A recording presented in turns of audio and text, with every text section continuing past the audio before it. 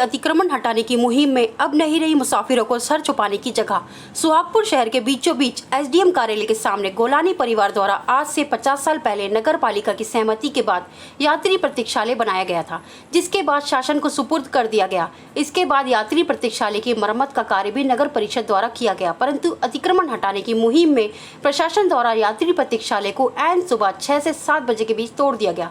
नगर के नेताओं एवं नागरिक यात्री प्रतीक्षालय को तोड़ने को लेकर सोशल मीडिया पर काफी विरोध व्यक्त किया गया, जो प्रशासन की जानकारी में था, परंतु इसके बाद प्रशासन ने सुबह यात्री प्रतीक्षालय को तोड़ दिया, जिसमें कांग्रेस ने आरोप लगाया कि यह शासन की एक तरफा कार्रवाई है।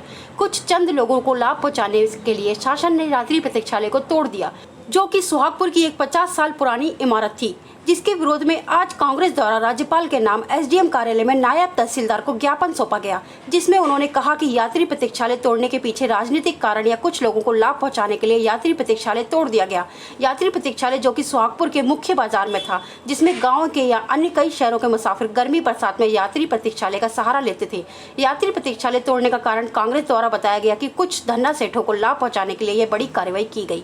इसके बाद एसडीएम अखिल राठौर ने बताया कि यह प्रशासनिक कार्रवाई है, जो कि पूरे प्रदेश भर में चल रही है। जहां जहां भी अतिक्रमण है उसे हटाया जा रहा है। यात्री प्रतीक्षालय हटाने का कारण था कि वह बिल्डिंग बहुत पुरानी थी, जो कि जर्जर हो गई थी। उसे तोड़ देना प्रशासनिक कार्रवाई थी। प्रदेश सचिव पूर्व कांग्रेस जिला अध्यक्ष पुष्पराज पटेल, नगर पालिका अध्यक्ष संतोष मालवीय, कांग्रेस ब्लॉक अध्यक्ष आलोक जायसवाल, राजा भैया पटेल, नीरज चौधरी, ऋषभ दीक्षित, धर्मदास बंशी, जमील खान उपस्थित रहे। कांग्रेस ने बड़े स्तर पर अन्य स्थानों पर हो रहे अतिक्रमण पर भी बड़े सवालिया निशान खड़े करे। तोड़ा गया जो बरसों पुराना, तो कांग्रेस ने अब ज्ञापन दे रहा है, उसके विरोध नहीं। पहले भी हमने व्यक्तिगत रूप से मिलकर माननीय एसडीएम महोदय से ये कहा था कि ये नगर पालिका परिसर में एसडीएम महोदय से हम मिले थे, माननीय नगर पालिका अध्यक्ष जी हमारे साथ थे, और उनको ये बताया था कि ये एक व्यापारी के द्वारा व्यक्तिगत खुद के पैसों से बनवाया गया, जनता को समर्पित किया गया। इसको 40-42 साल हो गए बने हुए। पूरी तहसील में एकमात्र यात्री प्रतीक्षालय था जो रोड के काफी किनारे पे था। उसके आगे स्ट्रीट लाइट लगी हुई है, किसी भी प्रकार से रोड पर नहीं था। लेकिन एक पीछे एक बिल्डिंग के मालिक को फायदा पहुंचाने के लिए बड़े पैमाने पर मैं आरोप लगाता हूं कि लेन देन हुआ है, और उसके कारण ये प्रशासनिक कार्रवाई हुई है। क्या कोर्ट जाएगी क्या कांग्रेस इस मामले को लेकर? निश्चित ही हमारे 2 दुकानदारों के और जो नगर पालिका के द्वारा लीज पर आवंटित दुकानें थीं, उनको भी पूर्व सूचना के जब ये बिल्डिंग की कार्रवाई हटाने की गई तो उनकी दुकानों पर भी बहुत नुकसान हुआ है। उनको भी कोई नोटिस नहीं दिया गया, उनकी दुकानें भी वहां से हटा दी गई। उनके सामान का जो नुकसान हुआ है, तो न केवल उसके पक्ष में बल्कि उन दुकानदारों को भी साथ लेकर कांग्रेस कोर्ट के दरवाजे तक जाएगी। भाजपा का कहना है कि चुनाव नजदीक है, अभी तक अतिक्रमण 1 हफ्ते से हट रहा है, कोई सामने नहीं आया, ये चुनावी स्टंट है। अतिक्रमण इस शहर का जब भी हटा है, कांग्रेस ने हमेशा विरोध किया है। चाहे रेवा बनखेड़ी का मसला हो, चाहे किलापुरा का मसला हो, चाहे पेट्रोल पंप हाई स्कूल मैदान के सामने की जो गरीबों की मजदूरों की दुकानें थी उनको हटाने का मामला हो, कांग्रेस ने हमेशा विरोध किया है।